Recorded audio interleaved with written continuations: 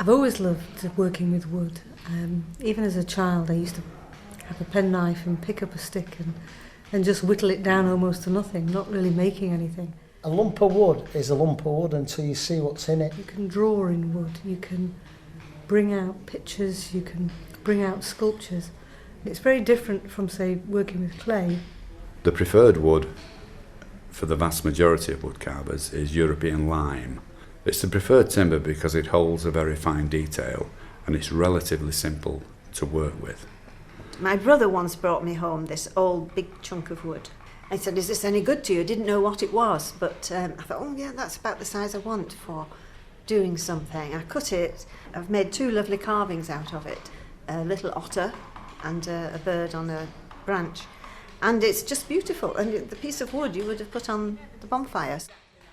It's a meditative process where you discover qualities like patience and creativity and just a passion for being still in one activity.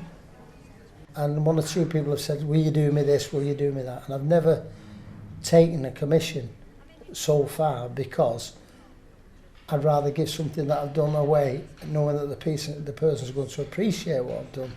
Through doing the carving, I discovered an artistic side in myself that I never knew really existed.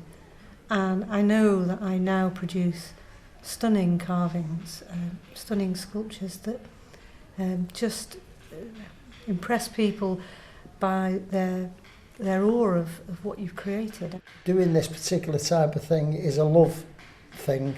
I can do it at 7 o'clock in the morning, 11 o'clock at night, or any time during the day. I don't have to clock on with myself to do it. You're actually visualising it inside the wood, and mostly carving is about just taking away the waste. So you leave the design or the picture that you're aiming for. There's that lovely thing about it's a living thing. It's been cut down. It may lie there for ages, looking dead, and then you can bring it back and make it into a beautiful thing. I tend to want to help somebody. People tend to come to me and ask me for a little bit of, "Danny, can you do this, can you do that?" And I say, well, in my opinion, you can do this because you get to know other people's ability. Sometimes they're better than me, a lot better, because they're picking up quicker than I was.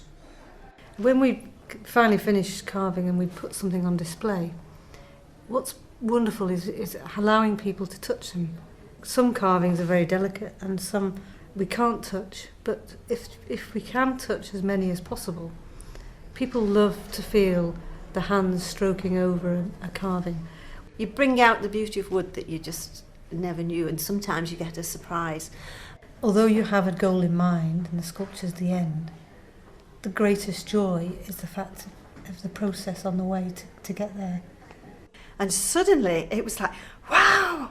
I said that, as I paused, wow, look at this. It was just beautiful. It was a lovely deep red mahogany, and it is gorgeous, really. The first thing anybody ever says to you when you've carved something is, how long did it take you? And then you say, well, I don't know. You just keep doing it till it's finished.